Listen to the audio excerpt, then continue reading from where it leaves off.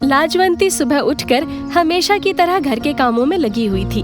इतने में वहाँ राजा के 2 सिपाही आकर हरिया को जोर जोर से आवाज देने लगे।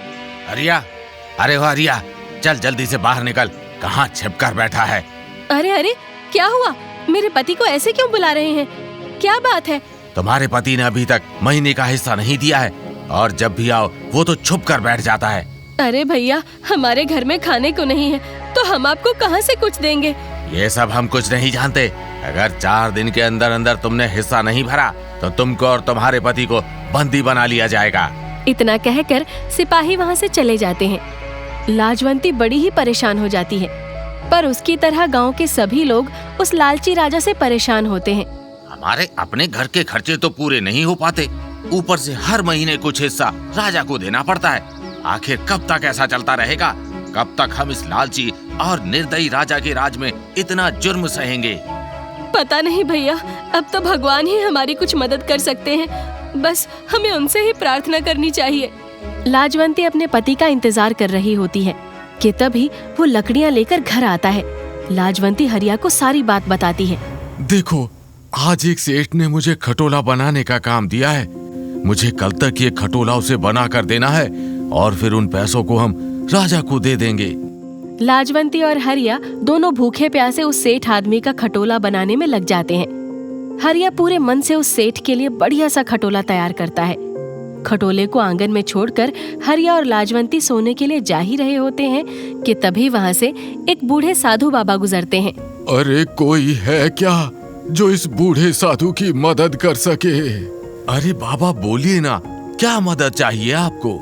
चलते चलते काफी थक चुका हूँ, बस एक गिलास पानी चाहिए। हाँ हाँ बाबा, मैं अभी लेकर आती हूँ। लाजवंती उस बूढ़े साधु के लिए पानी लेकर आती है। पानी पीकर साधु उबासी लेने लगता है। अरे बाबा, इतनी रात को अब आप कहाँ जाओगे? आप एक काम करो, इस खटोले पर आराम से सो जाओ। हरिया और लाजवंती अंदर सोने चले जाते हैं और साधु उस खटोले पर सो जाता है। जब सुबह हरिया और लाजवंती उठकर आंगन में आते हैं तो देखते हैं कि साधु बाबा वहाँ नहीं है और वहाँ से जा चुके हैं। हरिया उस खटोले को सेठ के पास लेकर जाता है, पर सेठ उस खटोले को लेने से मना कर देता है। अरे सेठ जी, ऐसा मत करिए। पूरी रात मैंने और मेरी पत्नी ने भूखे प्यासे रहकर इस खटोले को तैयार किया है। हम गरीब पर रहम खाइए। जब बोल दिया एक बार कि मुझे ये खटोला नहीं चाहिए तो मुझसे बहस करने की जरूरत नहीं है। इस खटोले को यहाँ से ले जाओ, समझे? मायूस होकर हरिया उस खटोले को वापस घर ले आता है और लाजवंती को सारी बात बताता है। लाजवंती और हरिया बहुत ही ज्यादा परेशानी में आ जाते हैं। अब उनके पास न खाने को कुछ होता है और न कमाई का कोई जरिया। वो दोनों बैठकर अपने अपने दुख को रो ही रहे होते हैं कि इतने में बाहर से किसी के रोने की आवाज आती है। दोनों बाहर जाकर देखते हैं तो उनकी पड़ोसन कमला रो रही होती है और राजा के सैनिक उसके घर का सामान ले जा रहे होते हैं। अरे भाई, ये क्या कर रहे हैं आप लोग? राजा का हुक्म है। इन्होंने 2 महीने से राजा के महल में आमदनी का कोई हिस्सा नहीं भिजवाया। अब इनके घर के सामान को बेचकर भरपाई की जाएगी। अरे मत करो इतना जुल्म गरीबों पर। कहाँ से लाएं हम पैसे? हम लोगों का खुद का पेट नहीं भर पाता तो राजा को देने को कहाँ से लाएं? सही कहती हो कमला, एक दिन इस राजा को सबक जरूर मिलेगा। ऐसे ही वो दिन भी गुजर जाता है और रात हो जाती है। लाजवंती आंगन में खड़ी उस खटोले को बड़े ध्यान से देख रही होती है। कितना सुंदर खटोला बनाया है आपने, पर फिर भी उस सेठ को पता नहीं क्या मौत आ रही थी जो लेने से मना कर दिया। अरे गरीब लोगों के साथ ऐसे ही होता है और सेठ लोग हम गरीबों का दुख कहाँ समझते हैं। कोई बात नहीं, अब जो हुआ सो हुआ। अब इस खटोले को हम ही इस्तेमाल कर लेंगे। मैं भी तो एक बार इसके ऊपर बैठकर देखूं कैसा लगता है। अरे ये क्या हो रहा है? ये खटोला अपने आप क्यों हिल रहा है? अरे लाजवंती, ये खटोला तो सच में हिल रहा है। कहीं कोई भूकंप तो नहीं आ रहा? लाजवंती खटोले से उतरने की कोशिश करती है कि उससे पहले ही खटोला हवा में उड़ने लगता है। लाजवंती बहुत डर जाती है और खटोले को कसकर पकड़ लेती है। अब वो खटोला कोई आम खटोला नहीं बल्कि एक उड़न खटोला बन चुका होता है जो आसमान में उड़ रहा होता है। हे भगवान, ये खटोला ऐसे कैसे उड़ सकता है? आखिर ये क्या हो रहा है? अरे कोई तो इसे रोको, आखिर ये कब तक ऐसे उड़ता रहेगा? लाजवंती ऊपर आसमान में उड़न खटोले की सैर कर रही होती है और नीचे हरिया का बुरा हाल हो रहा होता है।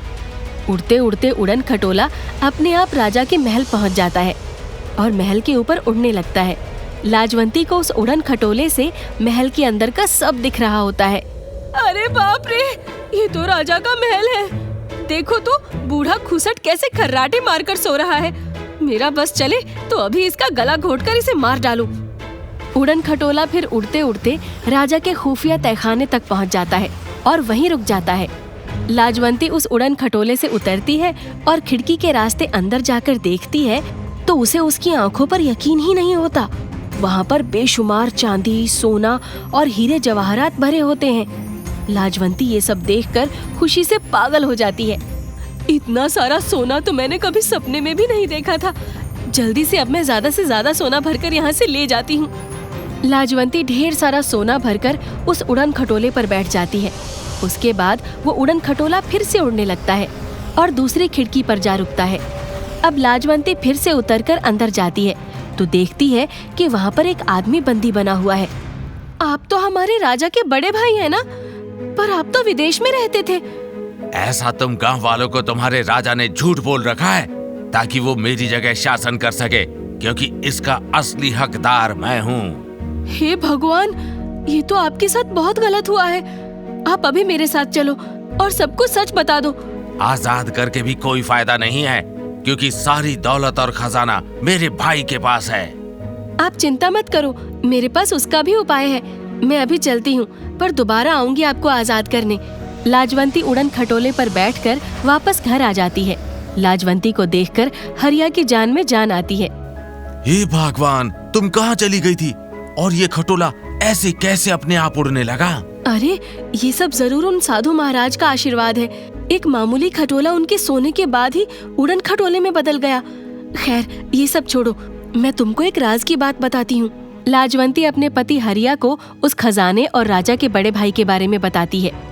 अब हमें वहाँ से सारा खजाना लाना है और फिर राजा के बड़े भाई को आजाद भी करना है। अरे लाजवंती, तुम पागल वागल हो गई हो क्या?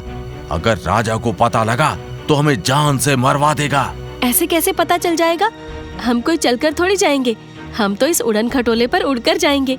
हमें गांव वालों की भलाई के लिए इतना तो करना ही पड़ेगा। अब लाजवंती और हरिया रोज रात को राजा के महल में उस उड़न खटोले पर बैठकर जाते हैं और उसके खुफिया तहखाने को धीरे धीरे करके बिल्कुल खाली कर देते हैं। उसके बाद वो राजा के बड़े भाई को भी महल से आजाद करके अपने घर ले आते हैं। अब एक दिन जब राजा अपने खजाने को देखने के लिए आता है तो खाली तहखाने को देखकर उसके पैरों तले से जमीन खिसक जाती है। ये क्या हो गया? मेरा सारा खजाना कहाँ गया? मुझे नहीं पता महाराज, मैं तो पूरी रात दरवाजे पर रहता हूँ, यहाँ तो कोई भी नहीं आया। जल्दी से पता लगाओ कि मेरा खजाना किसने चुराया है, वरना सबसे पहले तुम्हारी गर्दन ही उड़ाई जाएगी। पूरे महल में और पूरे गांव में शोर मच जाता है कि राजा का खजाना महल से गायब हो गया है। सैनिक घर घर जाकर सबकी तलाशी लेते हैं, पर कहीं भी कुछ नहीं मिलता। अब हरिया के घर की भी तलाशी होती है, पर वहाँ भी उनको कुछ नहीं मिलता। राजा अपना सिर पकड़कर बैठ जाता है। ये मेरे साथ बहुत बुरा हुआ है। आखिर कौन है वो जिसने मेरे महल से सारा खजाना चुराने की हिम्मत की है और मुझे कंगाल बना दिया है? राजा को उस रात बिल्कुल भी नींद नहीं आ रही होती और वो इस बात का पता लगाने के लिए भेष बदलकर रात को निकल पड़ता है। उसे पूरे गांव में कहीं कुछ नहीं मिलता। फिर वो अचानक हरिया के घर पहुंचता है और छुपकर उनको देखने लगता है।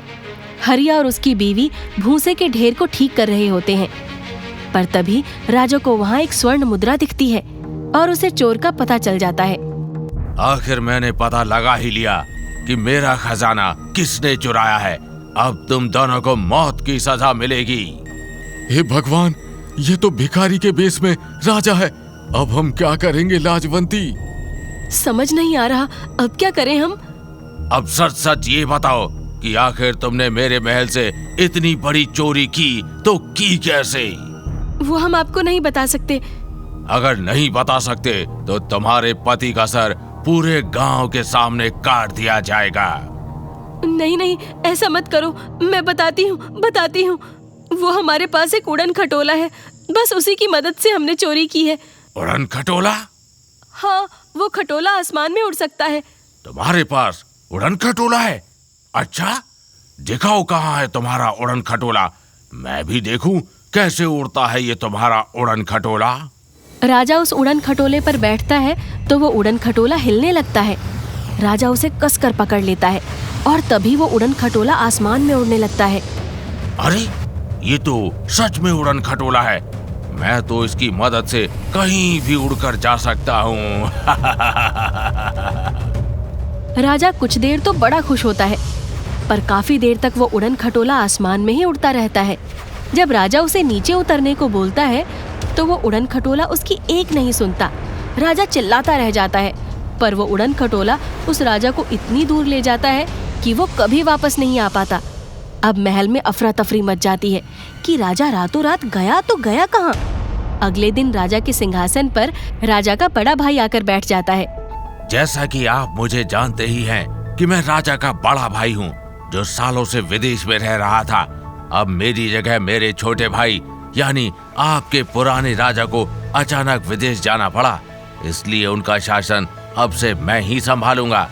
अब से इस राज्य में कुछ बदलाव आएंगे, जैसे कि आप लोगों को अपनी कमाई का कोई भी हिस्सा महल में जमा करवाने की जरूरत नहीं है, बल्कि मेरी तरफ से हर महीने आप लोगों के घर में 10-10 किलो राशन भिजवाया जाएगा।